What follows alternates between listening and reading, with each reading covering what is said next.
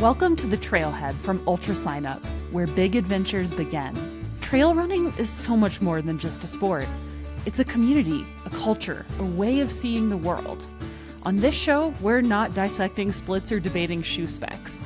We're here to get to the heart of it all, the people, the places, and the stories that speak to the soul of the sport. Join me, Zoe Rome, and my co-host, Brendan Leonard, as we'll bring you conversations with the everyday athletes, local legends, quirky characters, and creative minds who make trail running what it is. Messy, joyful, gritty, and deeply human. Because it's not just about chasing finish lines. It's about the friendships forged on long climbs, the lessons learned in the pain cave, and the weird, wild moments that remind us why this sport is about so much more than the miles.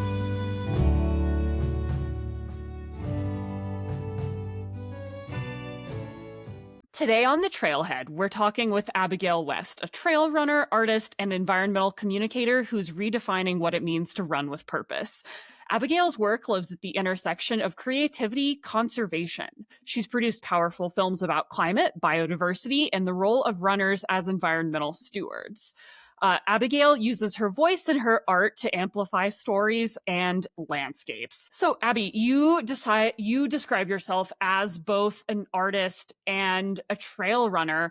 I'm wondering, how far back those two threads go for you. Yeah, I mean, I've been an artist for sure since I was a little kid. I always had a lot of interests, but definitely one of the things I wanted to be when I grew up, when I was really little, was an artist. I'm very happy for little me that I've made that happen. Sports came a little bit later in life for me. I was a rower in high school.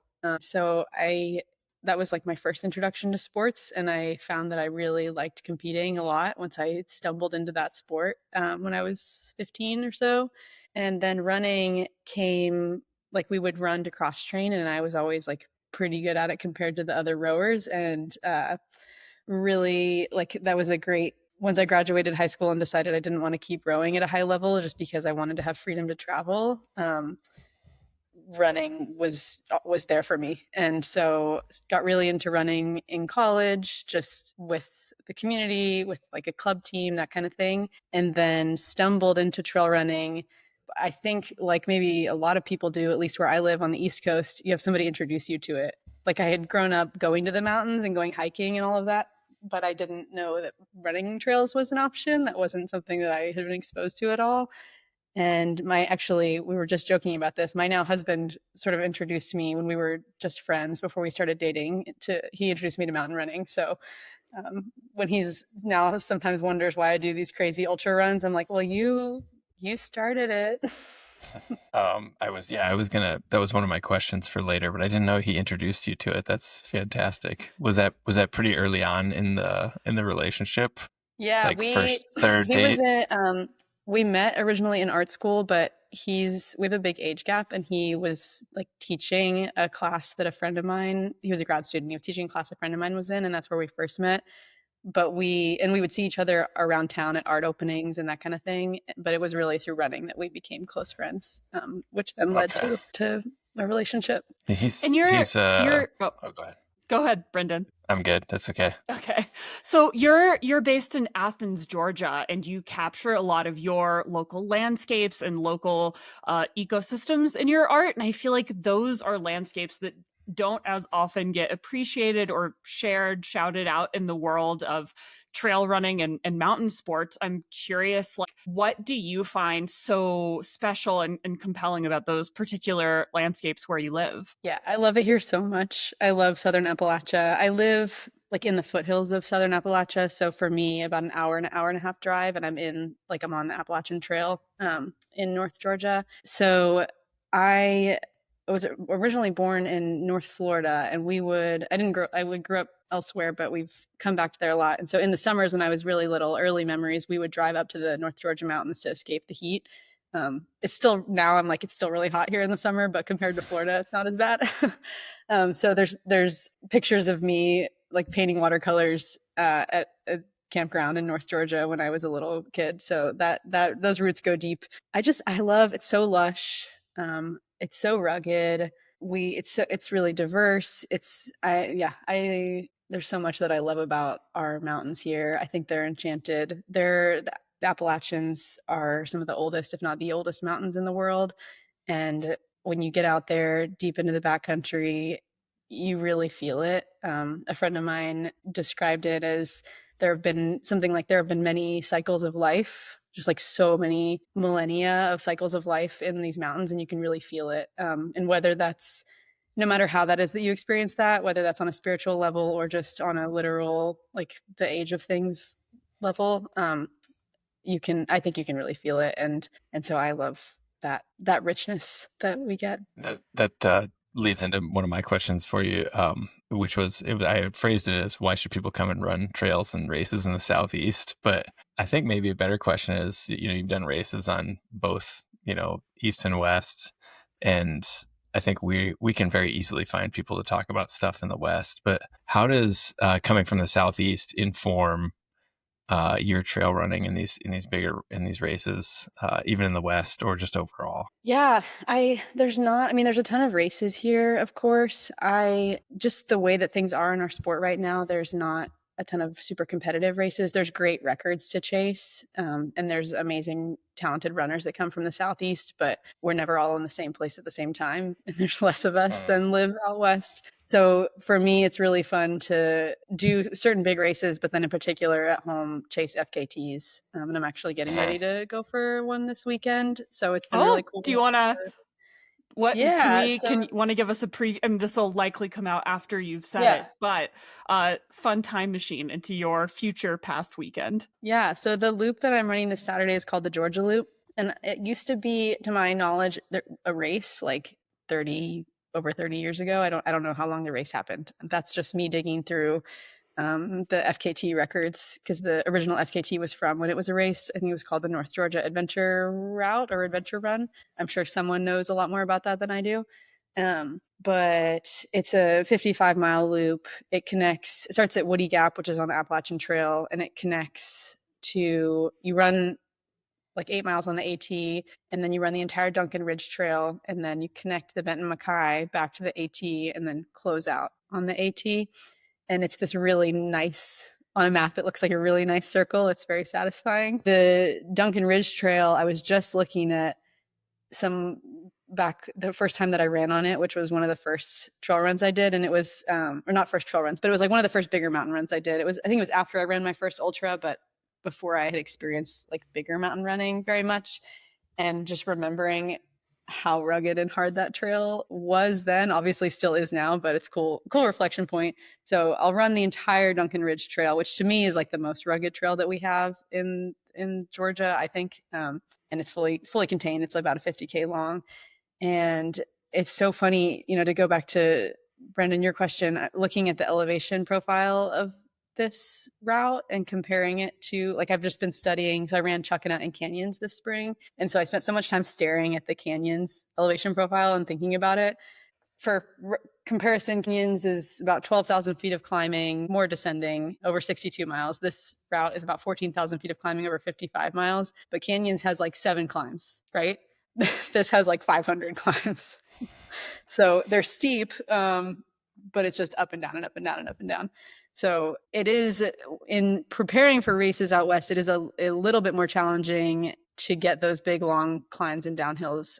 But we have the Smokies. So if the Southern Apps are enchanted, the Smokies are like, it's my favorite place on earth. It's so magical there. And so I can go up there and get these like 8-mile downhills and climbs and things. So when I'm getting ready for canyons, I did a big weekend up in the Smokies. But yeah, go ahead. Georgia Loop. I'm also from the Southeast. I grew up in Arkansas and started trail running there and in the Ozarks. And it is like death by 1,000 cuts vert-wise. Yeah. Like one of my favorite races, the Big Fork Trail Marathon it's a marathon, but it has like 8,000 feet of climbing in Arkansas. Like it could be a UTMB qualifier, like for sure, right, in terms of how technical it is. And I do miss that geography and like the cricks and hollers, as we called them.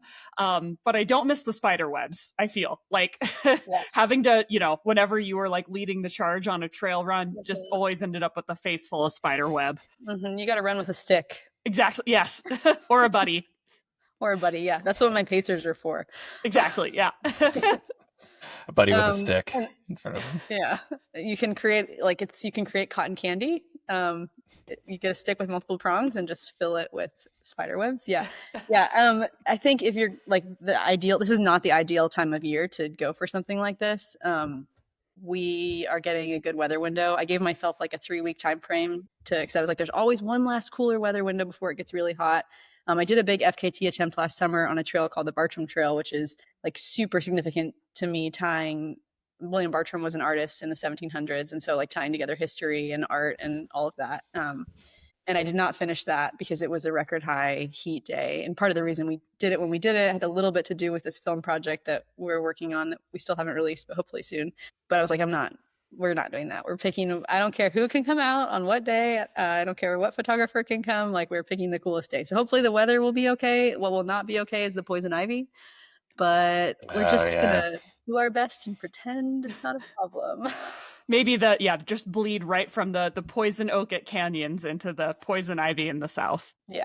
My doctor who prescribed me steroids after canyons, I'm sure is going to be thrilled that I'm going back out there. Ouch. So your bio is artist athlete. And I think we're always, it's pretty easy for us to ask the question, like, how do those two things inform each other?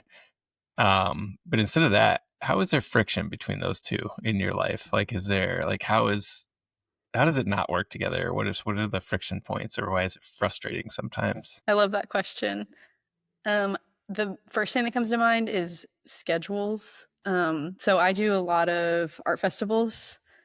So I travel a lot, and that's it's shifting percentages of like, where do I make most of my income? But my 3 buckets essentially are art festivals, client work, and online sales. And right now, a lot of it comes from art festivals, just because there's nothing better than being able to put artwork in front of people and have a conversation in person, and they get to meet the artist and all that. But it gets really difficult with schedules because the peak art festival seasons tend to be at the peak race times. And so this year, it's worked out pretty well. Well, I didn't do as many art festivals this spring, but I chose to do canyons like earlier in my season of art festivals. That way I could be peaking before the festival started. Whereas last year I ran Cruel Jewel here at home, and I ran it where I needed to peak during the festival season. And so I was like driving all over the place and trying to squeeze in these long runs, and that gets really difficult. So that's like that's the biggest thing that comes to mind. Otherwise, I guess just in general, like having to be self-motivated for everything. Like everything comes from within me. I have to create it. And I don't necessarily struggle with motivation per se, but just it's isolating in a way too. Like trying to build community around both of those things can be a challenge. Yeah. Yeah. You go, Brenda. I was just gonna say your husband is also an artist. What are your conversations like around home? Because do you both work from home? Do you both have studios at home? I think you said you live in a 110-year-old house that you both have studios there. Are you seeing each other, or like my wife and I both are writers, and I have a little shed, she has a little shed. We meet in the kitchen sometimes, catch up, and then we go back out. What is it like? What is the creative life like for you two together? I love that. I'm in my studio right now. I just moved back, or I'm in the process of moving back in here after moving out to finish this room. So we bought our house. Well, he bought the house right after we started dating. And he, like I said, he's older than I am. So he was really wanted to buy an old house and rebuild it so that he could have an art studio. It's been 6 years and he's still not really painting that much.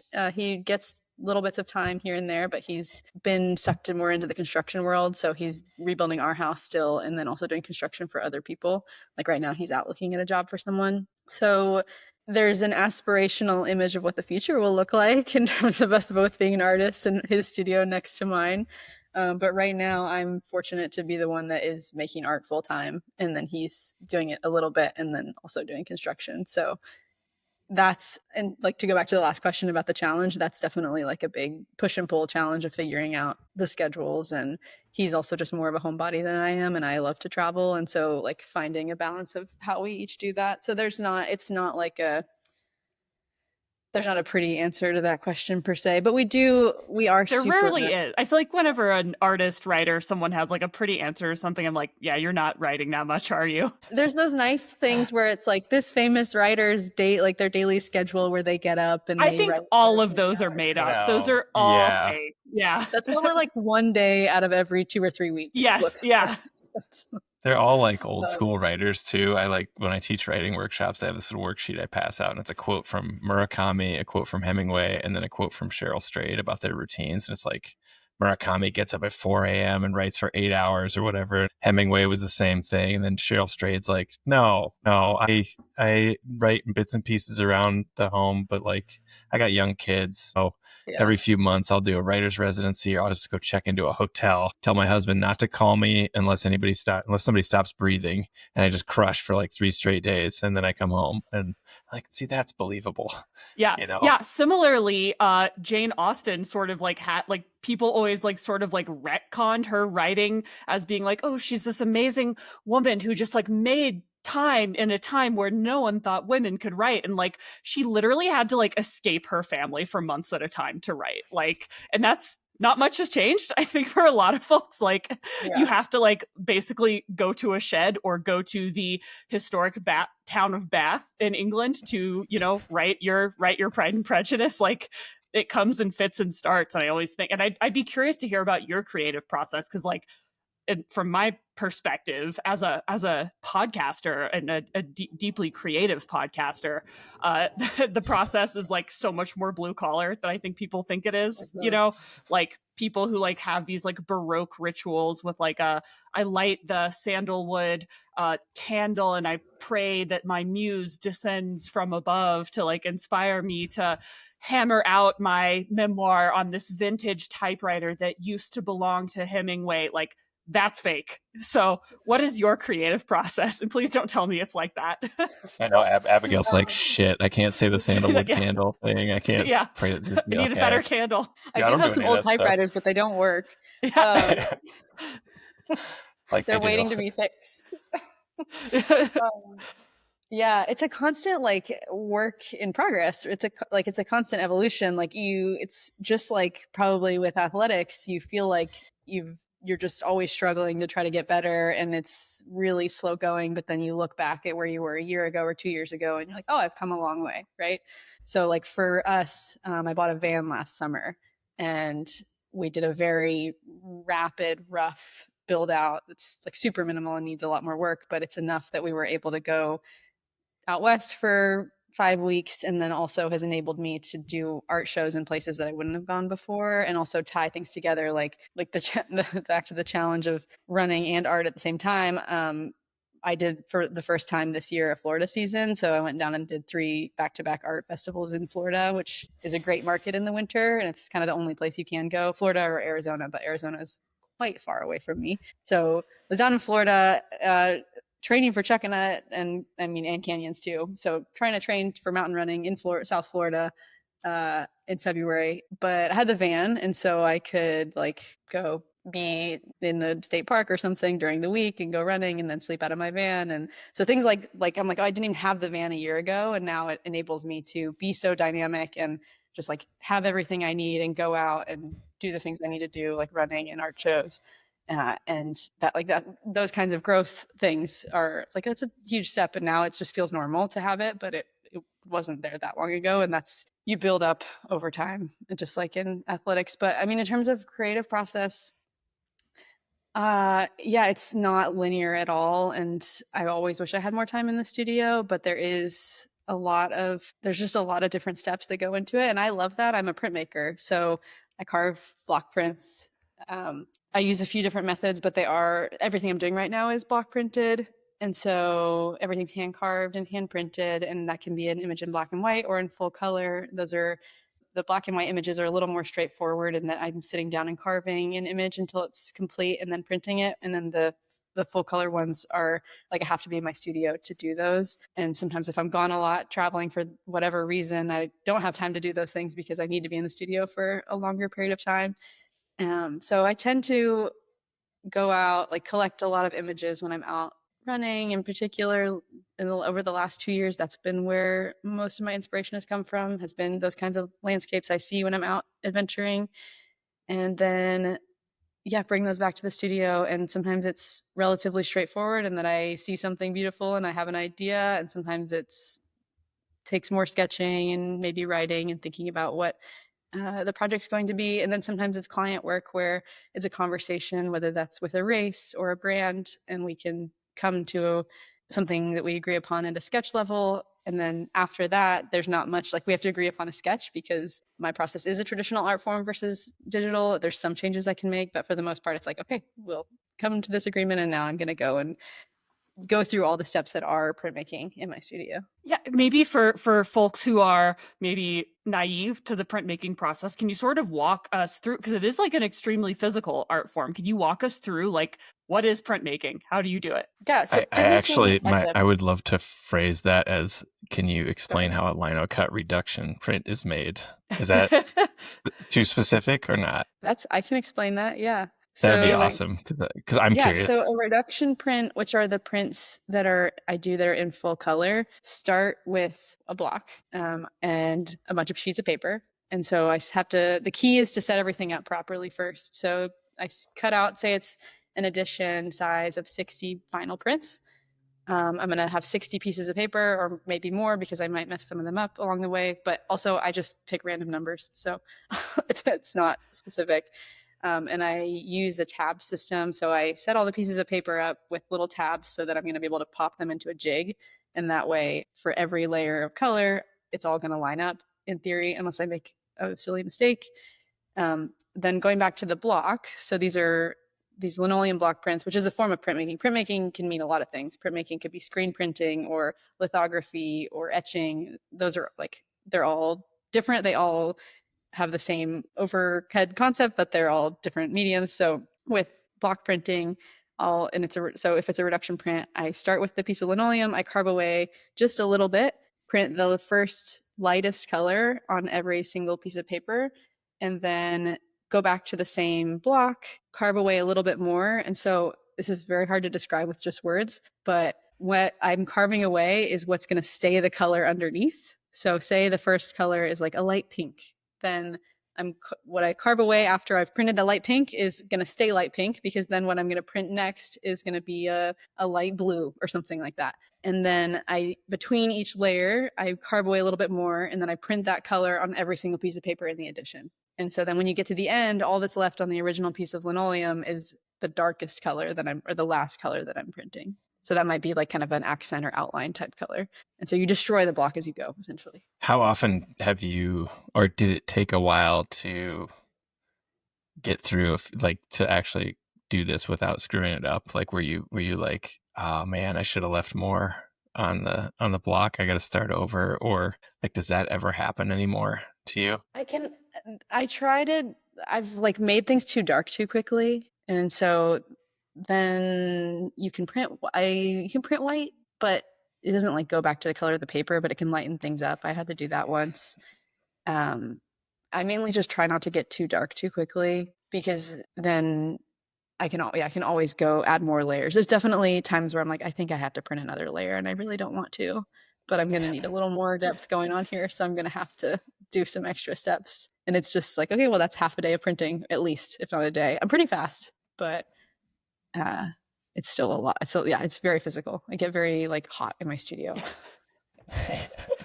Heat training. It doesn't feel physical, and then I'm like, why am I sweating so much?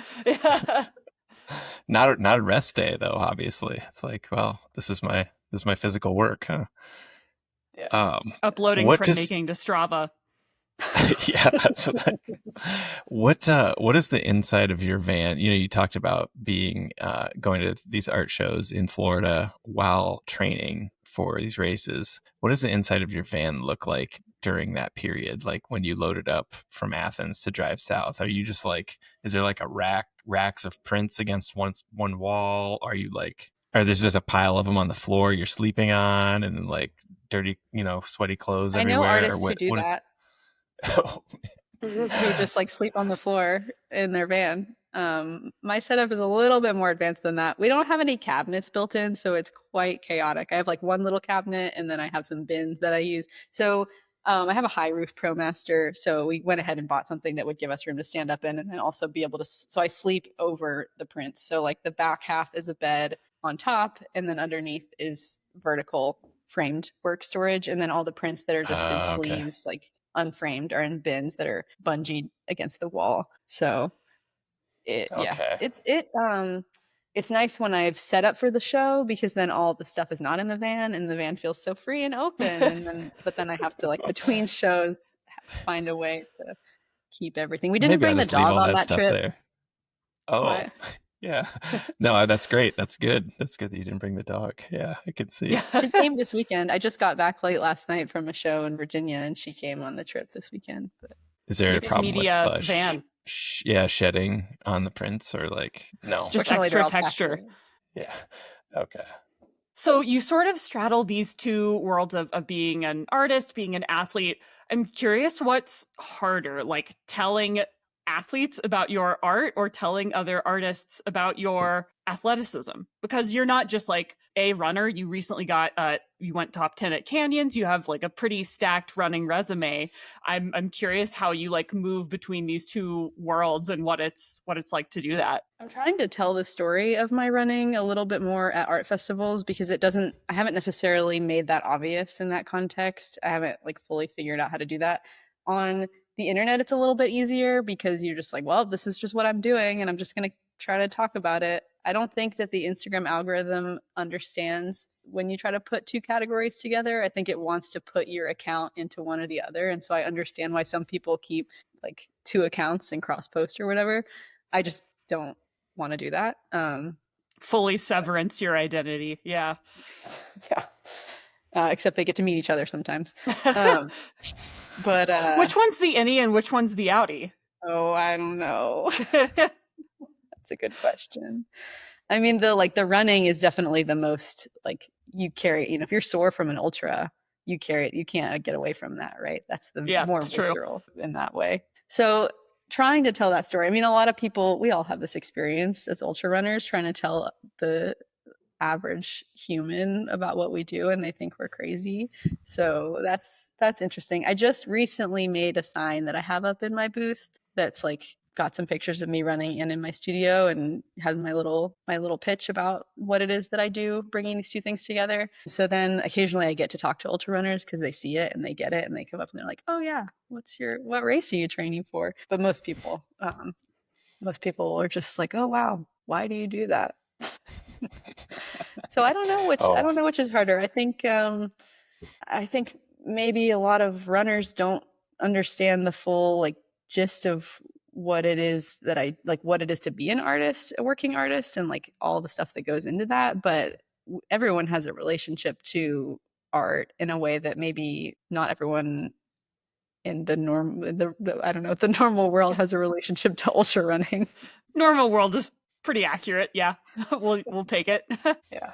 You started, I mean, I think you've gone through you've done a bunch of different things like watercolor, printmaking. There's some old photos. I went back on your Instagram of you made a bunch of furniture out of like recycled, or discarded road signs, which required, I think, learning to weld and all this stuff. Can you kind of talk about how you landed on your current medium, like how you evolved into that? Yeah, for sure. So in college, I thought I would major in drawing and painting, which I think a lot of art majors go in thinking that. And then I took some printmaking classes and realized that the printmakers were the cool people. And I don't mean that in a cliquey way. I mean that like in the sense that they were the most experimental and making all this wide-ranging work and doing things that were really exciting to me. So I did major in printmaking in college, but most of what I did was, I majored in printmaking and book arts. Like my graduating show was a room-sized book. So I was working with reclaimed materials exclusively. I got into that through working in sustainability in college. So I went to the University of Georgia. I still live here in Athens, where this is the college town for UGA. And we have a really amazing Office of Sustainability. And so I got like pulled into that world, worked there for 3 years, did a lot of different dynamic projects, but that's where the furniture building came from. So like in my classes in school, I was doing a ton of work with like stretching the limits of what printmaking means. If we think of printmaking as being a repetitive process at its core.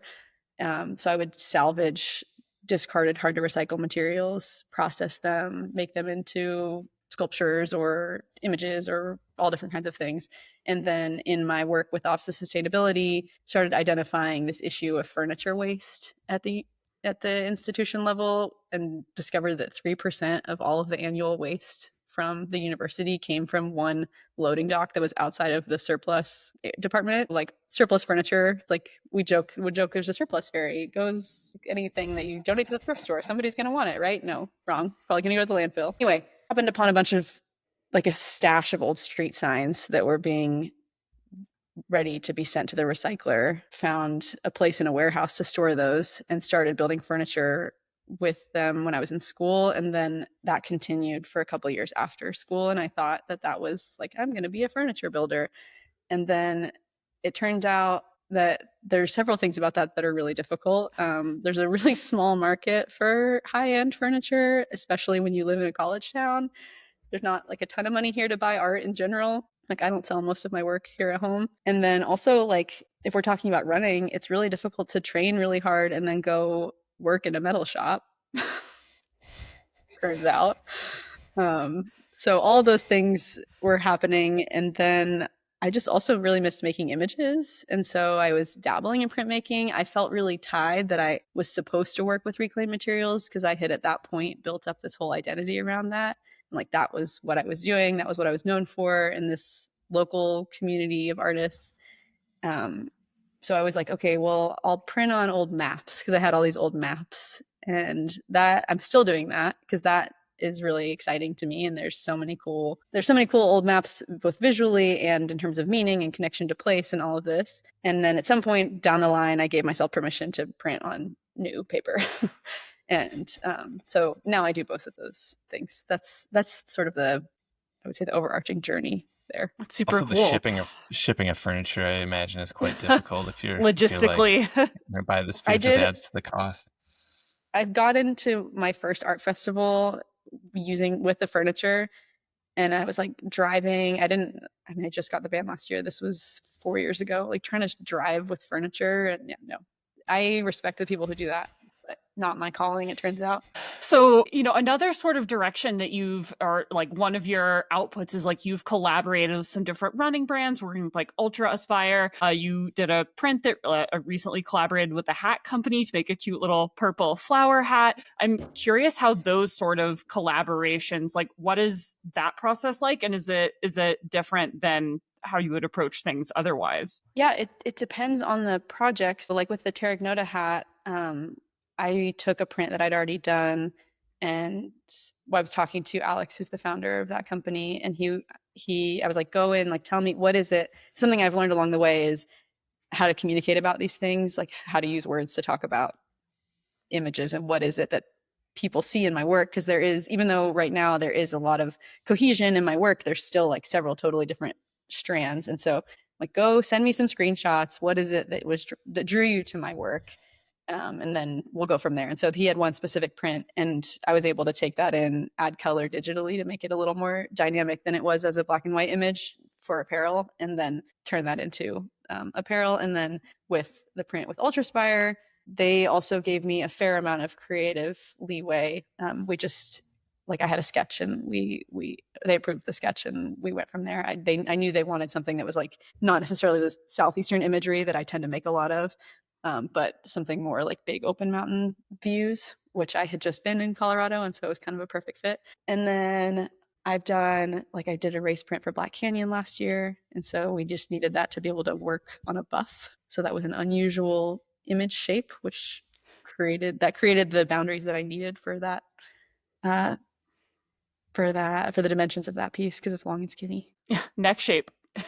An interesting canvas for sure. Yeah. Does that what did that look like when you made the print? Was it just like they just wrap it around? It's 9 by 21 inches or something like that is the standard like gator size. And so there's different ways of doing it. So with the print I made for Ultraspire that was on a shirt I'm wearing right now, I just took it and mirrored it so that the sky was the unifying point, and then that also worked on a gator. Okay. Yeah, okay. That's interesting. Yeah, I guess you can't just have, yeah, okay. Yeah, interesting. What is that process like of like translating a landscape that you've run through to a piece of art? Like, are you snapping photos out on the run? Is it recreated from memory? Are they like amalgamations of different landscapes you've moved through? Or how do you think about trying to turn something from the real world into a print? I would say all of those things, depending on the project, and maybe all at once. I try to take a lot of photos and videos when I'm out there, and those aren't, like, I think maybe I said earlier, but like sometimes I see something and it's like, oh, I want like that, especially in the woods. Like I'm really excited about trying to translate these dense forests into a black and white image. That's not something that I've seen a ton of people do successfully. If you think about landscape art, you might think about like big open vistas, right? And that's also what we see in the like marketing images. In the marketing images across the outdoor industry, is it tends to be, we see these more Western landscapes because they translate so well. Like big mountain landscape, tiny human looks really good. But I also love the way that the forest looks a lot. And so that I get a ton of inspiration, just like, oh, the way the light is coming through right there. I want to try to capture that. And then sometimes it'll be, so I will like sometimes have that clear vision. And then other times I'm like, well, I'm just collecting like for my little albums of reference photos. And then in the future, I might need to pull a bunch of them together and make something up that's wasn't quite the way it really was, but captures the feeling for whatever it is that I'm trying to do. So when you're in a typical week, are you trail running, taking your phone with you just in case you see something on every run? Or are you just like, no, I'm just going to train today. I am just runner Abigail today. Or is there always just like a possibility there? I've definitely started taking my phone with me a lot more. Like there's this really nice thing about not having your phone when you go running, and I appreciate that and value that. But also sometimes, I mean, a lot of my runs are just around town, and so like I'm probably not going to see anything crazy. But right now, I mean, it's been springtime and everything's blooming, and if I go run on like the Greenway, there might be some really cool bird or something that's in the flowers that is really exciting to me. So yeah, definitely carry my phone with me more than I used to. You're not like, oh, maybe I'll get a photo of that dumpster behind Buffalo Wild Wings and make a print out of that at some point. Like Chili's parking lot at sunset. Right. That's the future body of work. That's once I get tired of making work about the backcountry and nature all around us. I'm gonna go back to my industrial roots, like the street sign stuff, and get back to the dumpsters. The solid waste is calling me back. Yeah. Reclaimed materials. One of my favorite coffee table books is from the Bitter Southerner that they put out. It's called Waffle House Vistas, and it's a guy who just took photos from Waffle House booths out the window. And there must be like 60 of them. And of course, they put out a new edition like 2 years later. And I was like, God damn it, I'm gonna have to buy that one too. But I just love it as a concept. Like, oh, okay, that's a really interesting way to think about Waffle House. It's so good too. And it comes full circle. I was just talking to Dan Green on Instagram, who just won Cocodona, about how Waffle House is like this hidden weapon that we've got here in the South. It's like great fueling or refueling. What's your Waffle House fueling strategy? What's the move? I'm more of a like Waffle House the day after an ultra kind of gal. Not pre, that's post game. Yeah.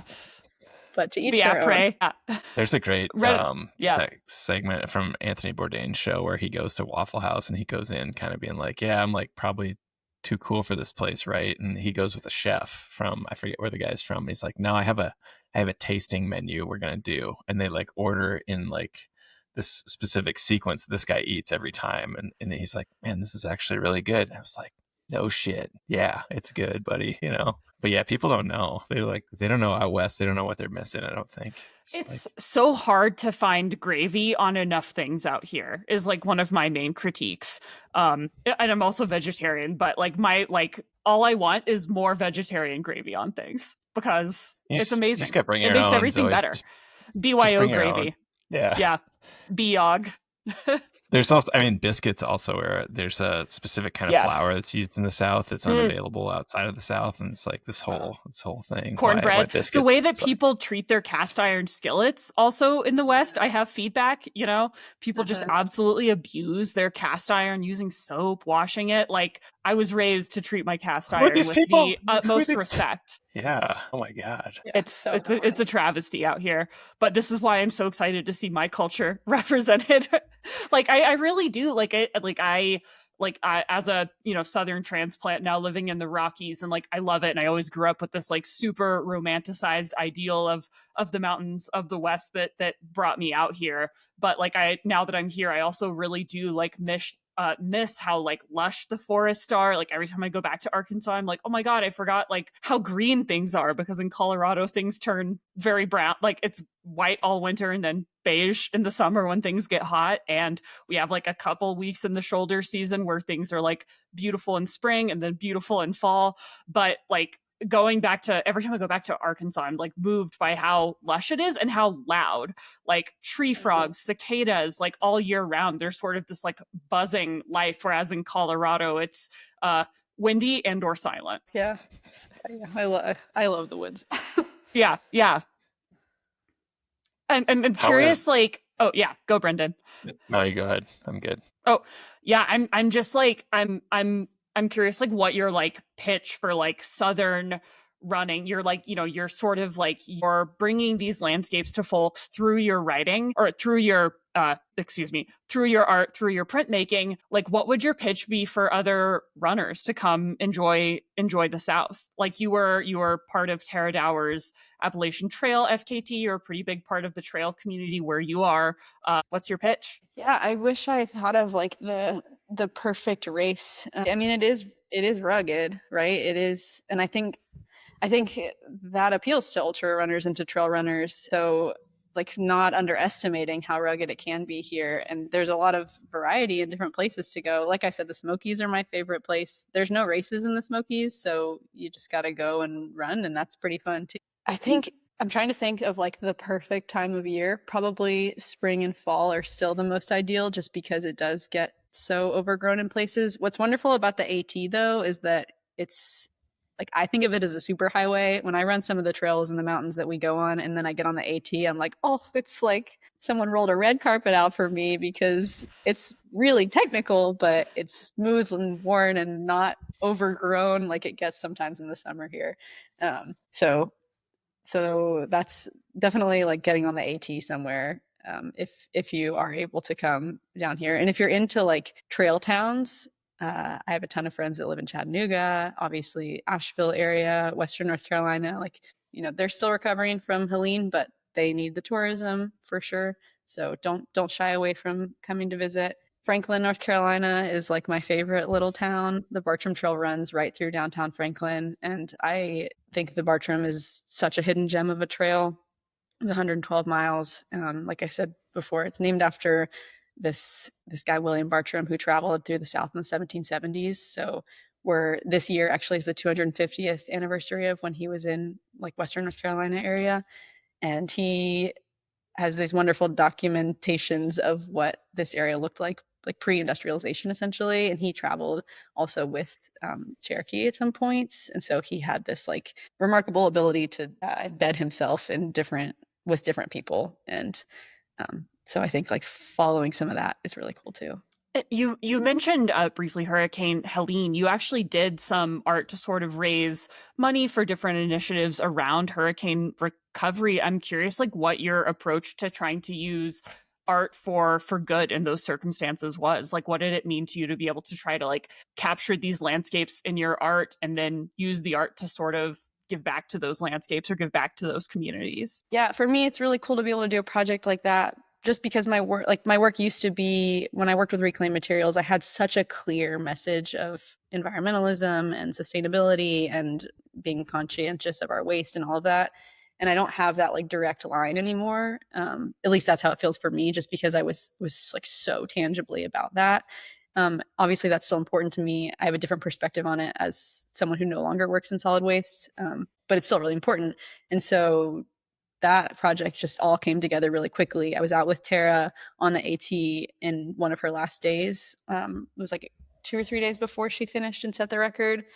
And we were in Western North Carolina, really close to where the hurricane hit. She finished on like a Saturday. Helene hit on Thursday. So it was immediate. I had the idea on Wednesday to do the print, and she was fundraising for Girls on the Run through her FKT.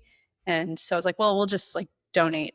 We can donate. We will figure out the details. We can donate a bunch of money through these print sales to them. And then the hurricane happened the next day, right as I was starting to work on the block. And I was like, well, this is a good opportunity for us to actually give money where it's immediately needed in a huge way. And still is. I mean, relief efforts are ongoing. Of course, it takes many years to recover from something like that.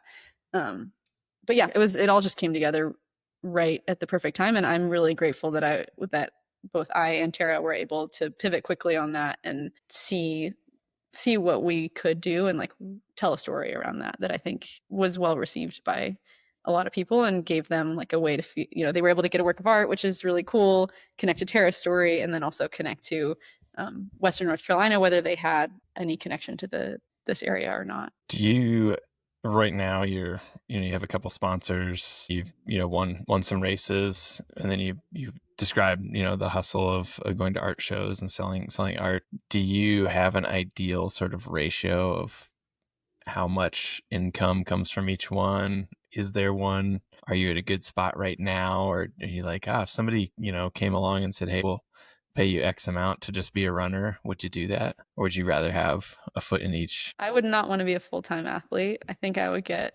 don't know what the right emotion is. I don't know what it would be, but maybe bored is an oversimplification. Correct answer. Yeah. But I wouldn't want to be that. Fortunately, I'm not in a position to like have that happen anyway necessarily. But in terms of, this is like a conversation I've been having a lot lately, thinking about the breakdown of where the income comes from.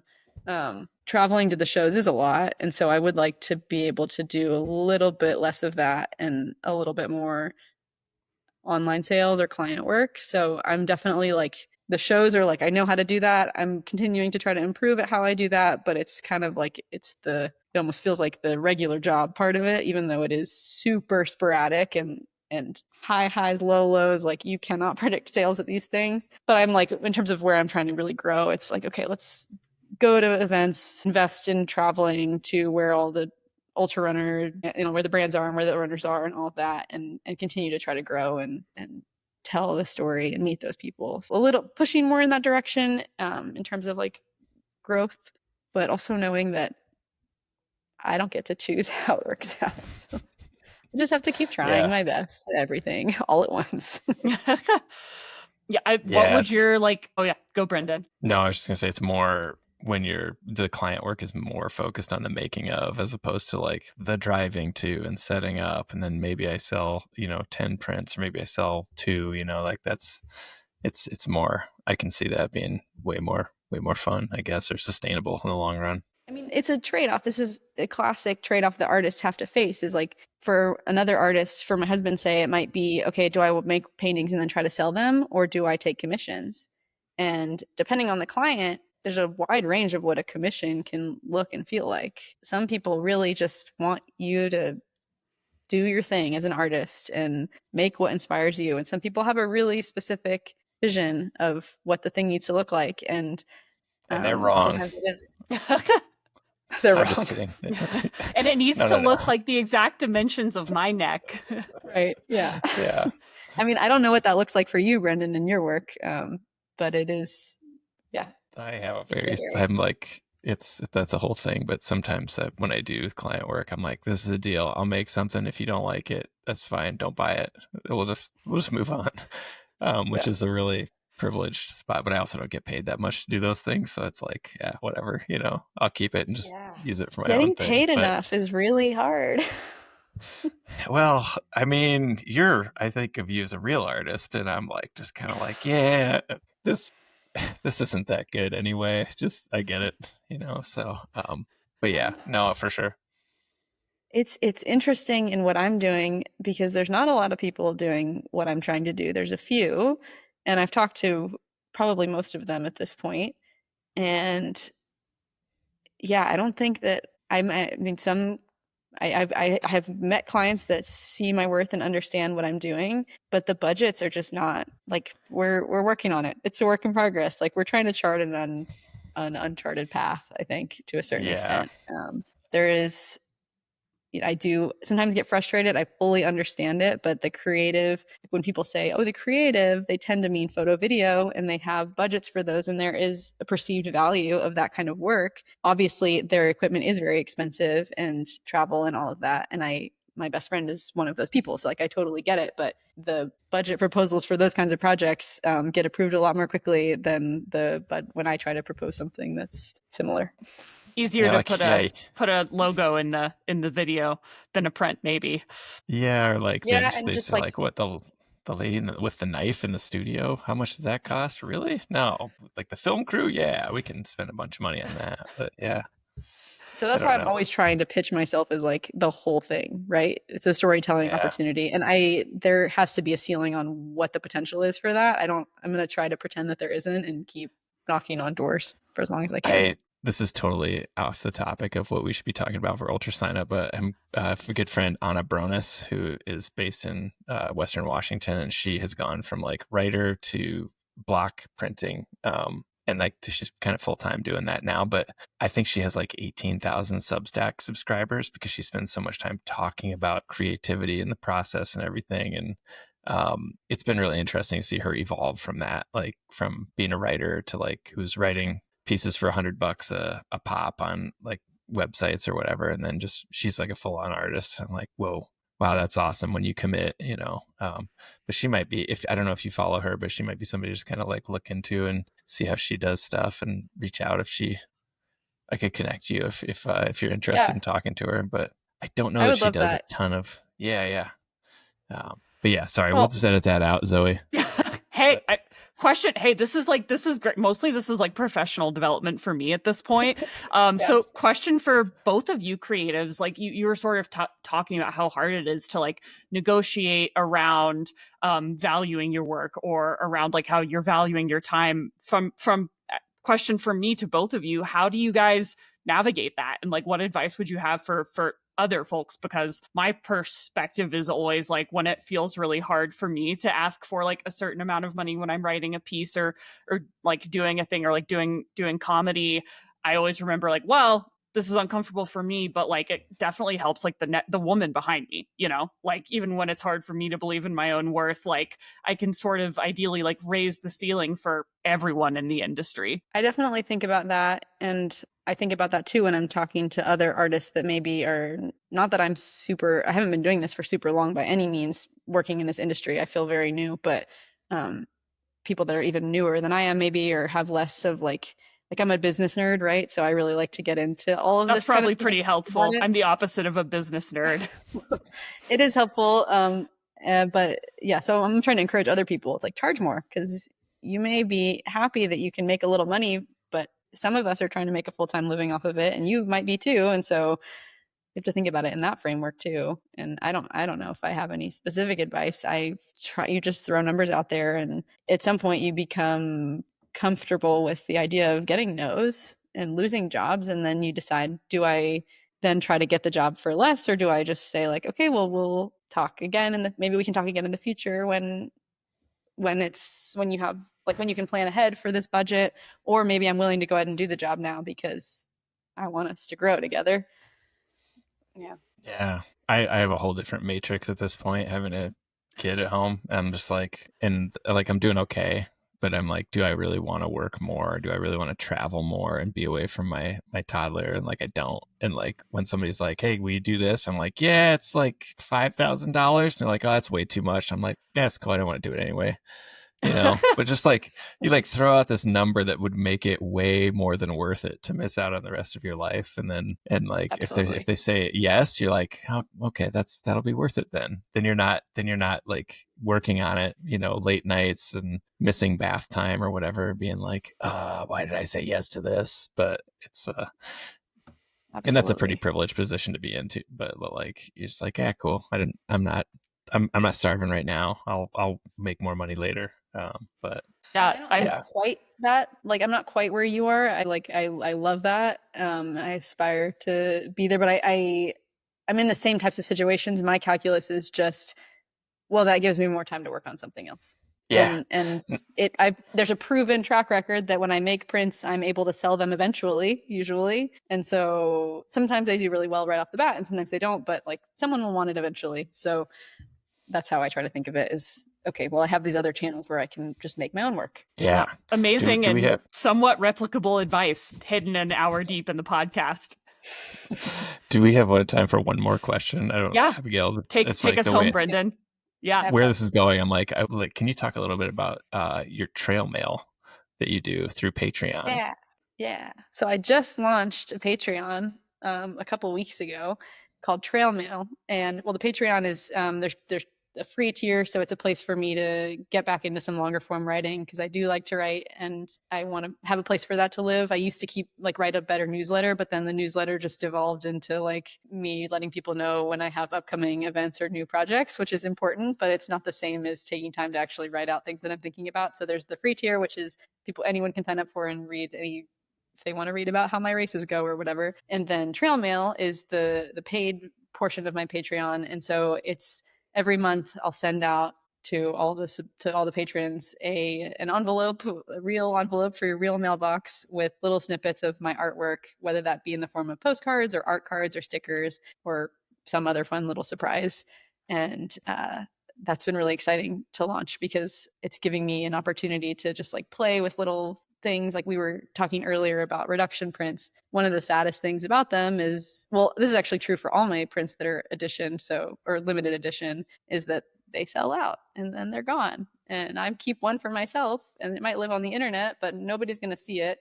And so that way I can like bring those things back into rotation in the form of a little postcard. And then the same for my watercolors. So when I'm traveling on the road for an extended period of time, I make a lot of watercolors and I don't necessarily show them to anyone. And maybe I'll have an art show at some point of just watercolors, but for now I can turn those into little postcards.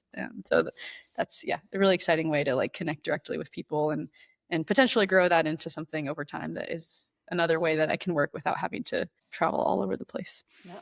Tactile things. We love it. Yeah. To our previous discussion, I think it's so great to just be able to connect directly to the people who like your art as opposed to filtering it through a client or a publication or whatever. And like, I just love sending mail. Like I send mail to Patreon people and I'm like, it's kind of a pain in the ass, but I'm like, it's so awesome to be like, oh, somebody in Alaska is, and then you write them a little postcard and send some stickers. So super cool. Yeah. I make friendship bracelets for my Patreon, my patrons. That's amazing. I love that. Friendship bracelets with nice swear words. That's awesome. Well, it's all at once. So that's nice. It's not like I, at one point in my past, made a lot of stickers. Somehow this relates to the different things I've talked about that I like to do. I would carve linoleum block prints of heavy machinery. So I made all these stickers. I saw these, and my kid would love those. Yeah, I can send you some. I have a bunch because I don't sell them anymore. But I sold stickers on Etsy, and it was like every week, random days, I would have to send like 2 stickers, and that is not sustainable. But sending a bunch of mail once a month of a bunch of little things, that I can manage. Much easier. Yeah. Well, thank you. Thank you so much, Abigail. It's been so cool to dig a little bit into your running, mostly get free business advice and also hear a bit about your creative process. Always happy to talk business. I love talking about it. I think it's why it works for me as doing the kind of art that I'm doing. We didn't talk actually that much about business, but it is like, I'm an artist and an athlete and like, that's nice to talk about, but I'm an entrepreneur at the end of the day. That's like what a lot of the structure of my life is. And fortunately I enjoy it. If I didn't enjoy it, I don't think I could, work the way I'm working. Yeah. Well, thank you so much for joining us today. Thanks, guys. Thanks, Abigail.